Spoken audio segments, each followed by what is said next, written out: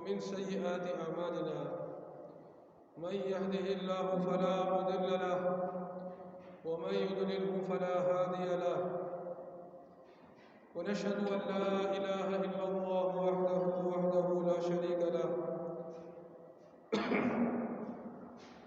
ونشهد أن سيدنا ونبينا محمدا عبده ورسوله صلى الله عليه وسلم.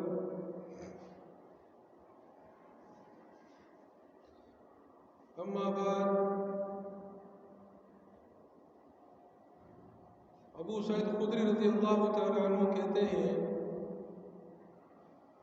میں ضعفاء مہاجرین کی جماعت میں ایک مرتبہ بیٹھا ہوا تھا. ان لوگوں کے پاس کپڑا بھی اتنا نہ تھا کہ جس سے پورا بدن ڈھانپ لیں.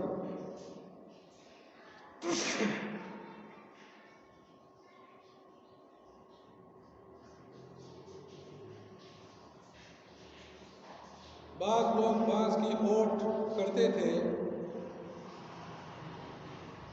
اور ایک شخص قرآن شریف پڑھ رہا تھا کہ اتنے میں حضور اقدس صلی اللہ علیہ وسلم تشریف لائے اور بالکل ہمارے قریب کھڑے ہو گئے.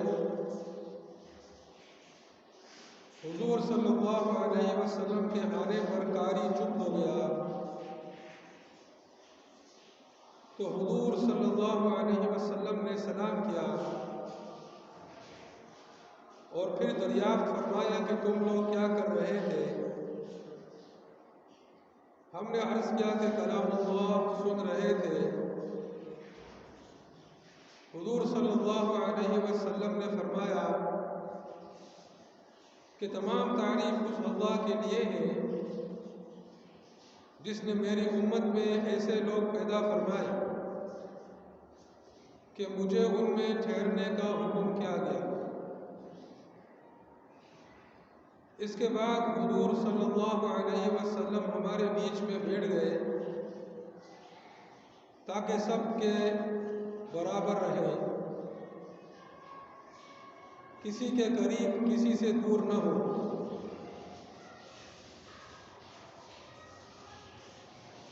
اس کے بعد سب کو ہلکا کر کے بیٹھنے کا حکم فرمایا. سب حضور صلی اللہ علیہ وسلم کی طرف منہ کر کے بیٹھ گئے تو حضور صلی اللہ علیہ وسلم نے ارشاد فرمایا کہ اے فقراء مہاجرین، تمہیں بشارت ہو قیامت کے دن نور کامل کا اور اس بات کا کہ تم اغنیاء سے آدھے دن پہلے جنت میں داخل ہوگے اور یہ آدھا دن 500 برس کے برابر ہوگا.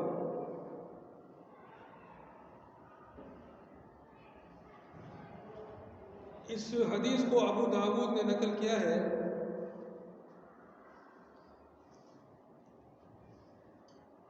ابو سعید خدری رضی اللہ تعالیٰ عنہ مشہور صحابی ہیں. وہ ضعفاء مہاجرین کی جماعت میں، ضعفاء مہاجرین سے مراد وہ مہاجرین جو کہ غریب تھے، مفلس تھے، اور ہو سکتا ہے ان سے مراد اہل صفہ کے لوگ ہوں جو مسجد نبی صلی اللہ علیہ وسلم کے ساتھ ایک جگہ بنی ہوئی تھی جہاں پر غریب صحابہ رضی اللہ تعالی عنہم بیٹھا کرتے تھے اور دین کو سیکھا کرتے تھے اور نبی اکرم صلی اللہ علیہ وسلم کی خدمت کیا کرتے تھے. تو یہ مہاجرین جو کہ مکہ سے آئے ہوئے تھے اور مدینہ میں مکہ میں اپنا گھر بار، اپنا مال و دولت، اپنی جو زندگی تھی اس کو چھوڑ کر اللہ کے لیے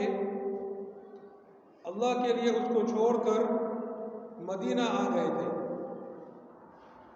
اور مدینہ کے اندر جو ہے وہ ان پر تنگ دستی کی جو ہے وہ حالت مسلط تھی. تو ان لوگوں کے پاس اتنا کپڑا بھی نہیں تھا کہ جس سے پورا بدن ڈھانپ لے. یعنی جو سطر ہے اس کو تو ڈھانپ لیا، جس کو ڈھانپنا فرض ہے، لیکن جس طرح ہمارے جسم پر لباس ہے کہ ہم جو ہے وہ کندھے سے لے کر پاؤں تک جو ہے ہمارے جسم پر لباس ہوتا ہے، اور ماشاءاللہ اچھا لباس ہوتا ہے. ان کے پاس جو ہے ایک اچھی پوشاک تو دور کی بات ہے، ایک پرانا کپڑا بھی اتنا نہیں تھا کہ جس سے وہ اپنے جسم کو اس طرح ڈھانپ سکتے جس طرح ہم نے ڈھانپ رکھا ہے. بعض لوگ بعض کی اوٹ کرتے تھے، تو ایک دوسرے کے پردے کو استعمال کرتے تھے، ایک دوسرے کے جسم کو استعمال کر کے اپنے آپ کو پردہ کرتے تھے. یعنی کسی کی کمر کو استعمال کر لیا، اس کی اوٹ میں اپنے آپ کو جو ہے وہ کر لیا، جس سے جو ہے جسم بھی نظر نہیں آئے گا، اور اگر موسم کی جو ٹھنڈک ہے یا گرمی سردی جو بھی ہے اس سے بھی بچاؤ ہوگا. تو ایسے ان کی حالت تھی، اور یہ حالت جو ہے وہ کسی دنیاوی وجہ سے نہیں تھی. یہ حالت ان پر دین کی قربانی کی وجہ سے تھی کہ انہوں نے اب دین اسلام کے لیے، اللہ کے دین کے لیے اپنا سب کچھ قربان کر کے جو ہے اپنے وطن سے، اپنے گھر سے نکل گئے، اپنے شہر سے نکل گئے، اور ایک اجنبی مقام پر آ گئے مدینہ کے اندر. اچھا، اس حالت میں وہ کیا کر رہے ہیں؟ کیا اس حالت میں وہ بھیک مانگ رہے ہیں؟ کیا اس حالت میں وہ رونا دھونا کر رہے ہیں؟ کیا اس حالت میں وہ جو ہے دوسرے لوگوں سے شکایت کر رہے ہیں کہ ہماری یہ حالت ہے، ہماری یہ حالت ہے؟ نہیں، بلکہ اس حالت میں وہ قرآن شریف کو سیکھ رہے ہیں. اور ایک شخص قرآن شریف پڑھ رہا تھا، ایک شخص جو ہے وہ قرآن شریف پڑھ رہا ہے اور باقی سب اس کو سن رہے ہیں. اللہ میرے بھائیو، آج ہمارے پاس سب کچھ ہے.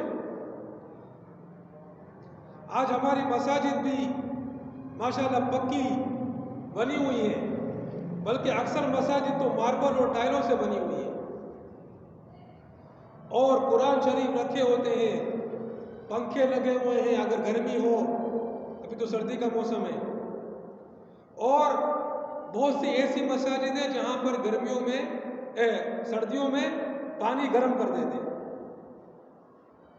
شہروں میں جا کے دیکھو، وہاں پر بہت سی ایسی مساجد ہوتی ہیں جہاں پر سردی میں وضو کرنے کے لیے پانی بھی گرم ہوتا ہے.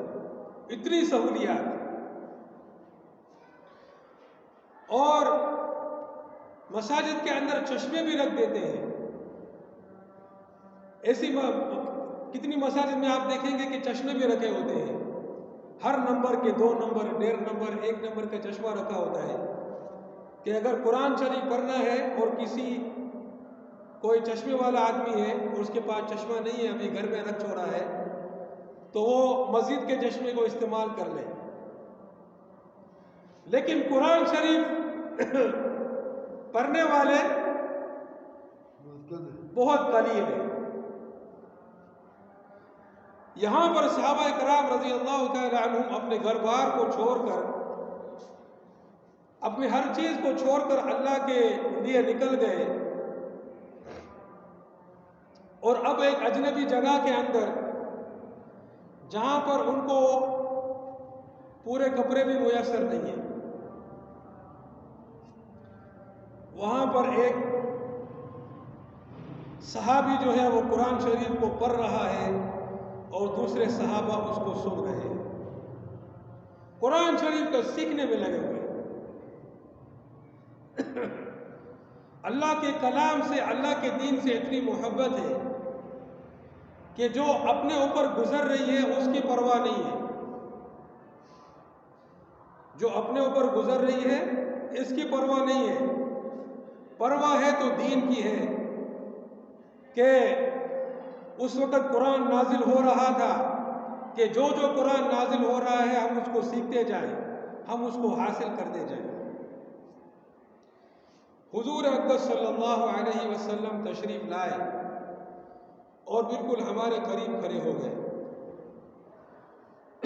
اس حالت میں حضور پاک صلی اللہ علیہ وسلم تشریف لاتے ہیں اور اللہ کی طرف سے ان کو حکم دیا گیا ہے کہ اس جماعت کے پاس جاؤ اور ان کے ساتھ بیٹھ جاؤ۔ اللہ اکبر، اللہ اکبر۔ جس کے دل میں اللہ سبحانہ و تعالی کی محبت ہوگی وہ اس چیز کو سمجھے گا کہ اللہ کی طرف سے جو ہے وہ حکم دیا جا رہا ہے نبی کریم صلی اللہ علیہ وسلم کو کہ آپ ان میرے بندوں کے ساتھ تشریف رکھیں۔ کیا حالت ہوئی ہوگی ان صحابہ کی جب انہوں نے یہ سنا ہوگا کہ ہمارے رب نے ہمارا ذکر کیا اپنے نبی سے اور اپنے نبی کو فرمایا کہ جاؤ ان کے ساتھ بیٹھ جاؤ۔ اللہ اکبر، اللہ اکبر۔ حضور پاک صلی اللہ علیہ وسلم آتے ہیں تو قاری جو ہے وہ چپ ہو جاتا ہے۔ حضور پاک صلی اللہ علیہ وسلم سلام کرتے ہیں اور پھر دریافت فرماتے ہیں کہ تم لوگ کیا کر رہے تھے؟ ہم نے عرض کیا کہ کلام اللہ سن رہے تھے۔ نبی پاک صلی اللہ علیہ وسلم آتے ہیں، نبی کریم صلی اللہ علیہ وسلم کو حکم ہے، اللہ کی طرف سے حکم آ چکا ہے، وہی آ چکی ہے کہ اے میرے رسول فلاں جماعت کے پاس چلے جائیں، ان کے ساتھ بیٹھ جائیں، ان کے ساتھ تشریف رکھیں۔ نبی کریم صلی اللہ علیہ وسلم تشریف لاتے ہیں۔ نبی کریم صلی اللہ علیہ وسلم اس بات کو جاننا چاہتے ہیں کہ وہ کیا بات ہے جس کی وجہ سے میرا رب مجھے حکم دے رہا ہے کہ میں ان کے ساتھ بیٹھوں۔ نبی کریم صلی اللہ علیہ وسلم پوچھتے ہیں کہ کیا کر رہے ہو؟ تو کیا فرماتے ہیں کہ ہم کلام اللہ سن رہے ہیں۔ یعنی وجہ یہ ہے اپنا ہر چیز اللہ کے دین کے لیے قربان کر کے بیٹھے ہوئے ہیں تو بھی اللہ کے کلام کو سننے کے لیے، اللہ کے کلام کی فکر میں۔ حضور پاک علیہ السلام فرماتے ہیں کہ تمام تعریف اس اللہ کے لیے ہے جس نے میری امت میں ایسے لوگ پیدا فرمائے کہ مجھے ان میں ٹھہرنے کا حکم کیا گیا۔ اب نبی کریم صلی اللہ علیہ وسلم بتاتے ہیں کہ میں تمہارے پاس اپنی طرف سے نہیں آیا ہوں، بلکہ اللہ پاک نے، تمہارے رب نے مجھے حکم دیا ہے کہ میں تمہارے پاس آ کر ٹھہروں، میں تمہارے پاس آ کر بیٹھوں۔ اللہ اکبر۔ میرے بھائیو، آج کیا حالت ہے؟ آج حالت یہ ہے کہ ہم یہاں پر جب درس قرآن کرتے ہیں تو کوئی نہیں بیٹھتا ہے، سب لوگ بھاگ جاتے ہیں۔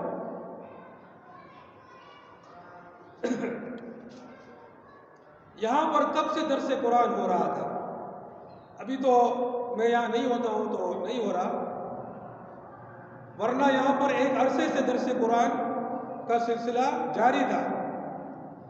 لیکن بیٹھنے والا کوئی نہیں، وہی ایک دو، وہی جو روزانہ بیٹھتے تھے وہی بس، باقی جتنے بھی نماز پڑھنے آتے وہ کلام اللہ سے منہ موڑ کر چلے جاتے۔ ذرا میرے بھائیوں سوچو اس بات کو کہ صحابہ کرام رضی اللہ تعالی عنہم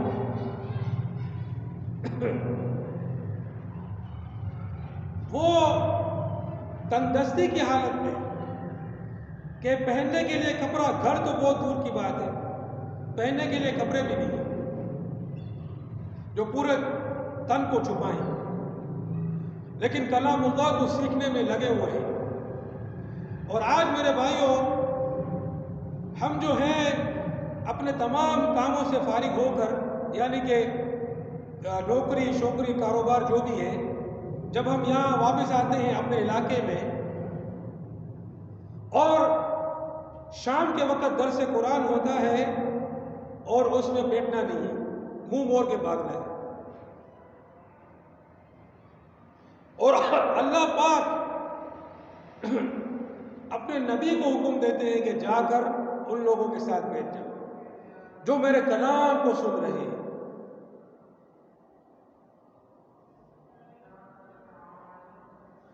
اور پھر اس کے بعد حضور پاک علیہ السلام ہمارے بیچ میں بیٹھ گئے تاکہ سب کے برابر رہے، کسی کے قریب کسی سے دور نہ ہو۔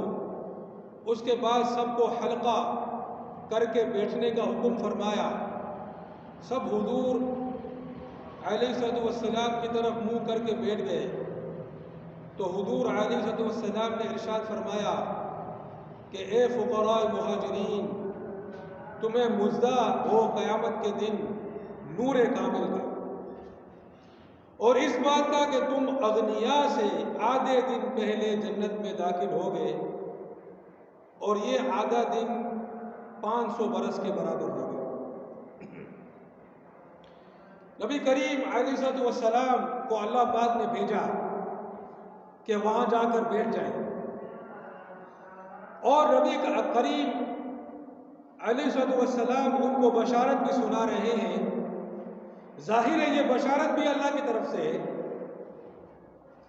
تو اللہ کی طرف سے نبی اکرم صلی اللہ علیہ وسلم کو حکم ہوتا ہے کہ ان کے ساتھ بیٹھ بھی جاؤ اور ان کو بشارت بھی دو۔ کس بات کی بشارت دی؟ کہ قیامت کے دن تمہارے لیے نور کامل ہوگا۔ کیا ہوگا؟ نور کامل، یعنی پوری پوری روشنی ہوگی تمہارے لیے، تمہارے لیے پوری پوری روشنی ہوگی قیامت کے دن۔ قیامت کے دن جب انتہائی سخت حالات ہوں گے، انتہائی سخت مراحل ہوں گے، اس وقت ان کے لیے پورا پورا نور ہوگا۔ پل صراط کے وقت جو کہ جہنم کے اوپر بنا ہوا ہے پل، اور بال سے زیادہ باریک ہے، تلوار سے زیادہ تیز ہے، اس وقت ان کے لیے اللہ پاک جو ہے وہ روشنی کر دے گا، نور تام، نور کامل۔ اور اغنیاء یعنی امیر لوگوں سے آدھے دن پہلے ان کو اللہ پاک جنت میں داخل کرے گا۔ یعنی جو مسلمان امیر ہیں، اغنیاء ہیں، جو صحابہ رضی اللہ تعالی عنہم اغنیاء ہیں، امیر ہیں، جو مسلمان امیر ہیں، چلو میں عام لفظ استعمال کرتا ہوں، مسلمان، ان سے 500 برس پہلے فقراء کو اللہ پاک جنت میں داخل کرے گا۔ ان کا حساب کتاب چونکہ ان کے پاس مال و دولت نہیں تھا تو ان کا اس بارے میں حساب و کتاب زیادہ نہیں ہوگا، جبکہ جو مال و دولت والے تھے ان کا اس بارے میں حساب کتاب زیادہ ہوگا، الا یہ کہ اللہ پاک ان کو چھوڑ دے اپنی طرف سے، وہ الگ بات ہے۔ تو میرے بھائیوں، اللہ کا کلام یہ ہمارے پاس اس لیے نہیں ہے کہ ہم اس کو خوبصورت جزدان میں جو ہے لپیٹ کر اور جو ہے خوشبو لگا کر اس کو ہم جو ہے وہ الماری کے اوپر رکھ دیں، بس یہ ایک برکت کے لیے جو ہے وہ پڑا ہوا ہے، بس نہ اس کو کبھی پڑھا نہ اس کو کبھی سیکھا، اور اس کا ہم سے کیا مطالبہ ہے نہ کبھی ہم نے جانا۔ یہ قرآن اللہ نے اس لیے نازل نہیں کیا ہے۔ ھدی للمتقین، اللہ پاک فرماتے ہیں ذالک الکتاب لا ریب فیہ ھدی للمتقین، اس کتاب میں کوئی شک نہیں ہے، یہ متقین کے لیے ہدایت ہے، رہنمائی ہے۔ صحابہ کرام رضی اللہ تعالی عنہ قرآن کو سنتے بھی تھے، اور صرف سنتے نہیں تھے بلکہ سنتے اس لیے تھے کہ اس کو سمجھ کر اب اس پر عمل کرنا ہے اور دوسروں کو بھی سکھانا ہے، اس کو اللہ کی زمین پر نافذ کرنا ہے۔ آج میرے بھائیوں، عمل کرنا، دوسروں کو سکھانا، زمین پر نافذ کرنا تو بہت دور کی بات ہے، ہم اس کو سیکھتے بھی نہیں، اس کو پڑھتے بھی نہیں۔ میرے بھائیوں، یہ کب تک چلے گا؟ اللہ پاک اپنے نبی کو حکم دیتے ہیں کہ جا کر اس جماعت کے پاس بیٹھ جاؤ جو میرے کلام اللہ کو سن رہے ہیں، سیکھ رہے ہیں۔ میرے بھائیوں، ہمیں اس کلام کو سننا پڑے گا، سیکھنا پڑے گا، اور جہاں جہاں درس قرآن ہوتا ہے وہاں پر ہم کو بیٹھنا چاہیے اور اس کو سیکھنا چاہیے کہ قرآن ہم سے کیا کہہ رہا ہے، اور سیکھنا اس لیے کہ ہم اس پر عمل کریں اور دوسروں تک پھیلائیں، زمین پر نافذ کریں۔ میرے بھائیوں، بعض جگہ ایسے واقعات ہوئے ہیں کہ امام صاحب جو ہے وہ عشاء کے بعد درس قرآن کرنا چاہتا تھا، اور بعض لوگوں نے کہا کہ نہیں، ہم جو ہے وہ اس وقت تعلیم کریں گے۔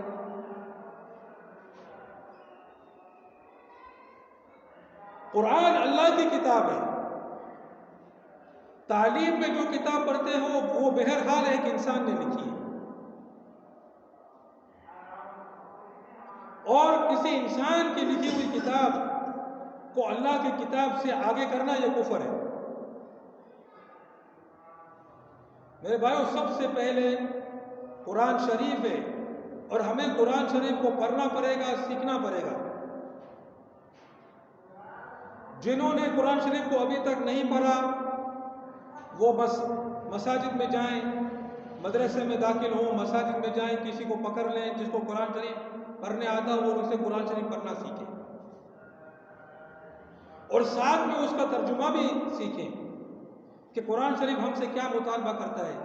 جب ہم کو پتہ ہی نہیں ہوگا کہ قرآن شریف ہم سے کیا کہہ رہا ہے تو پھر ہم قرآن و حدیث پر کیسے چلیں گے؟ اور پھر اپنے جو ہے عمل کرنے کے ساتھ جو ہے اس کو اللہ کی زمین پر نافذ کرنا ہے۔ انشاءاللہ سب اس کے لیے تیار ہیں؟ تیار ہو؟ انشاءاللہ بولو انشاءاللہ۔ اللہ پاک ہمیں عمل کرنے کی توفیق عطا فرمائے۔ وآخر دعوانا الحمدللہ رب العالمین۔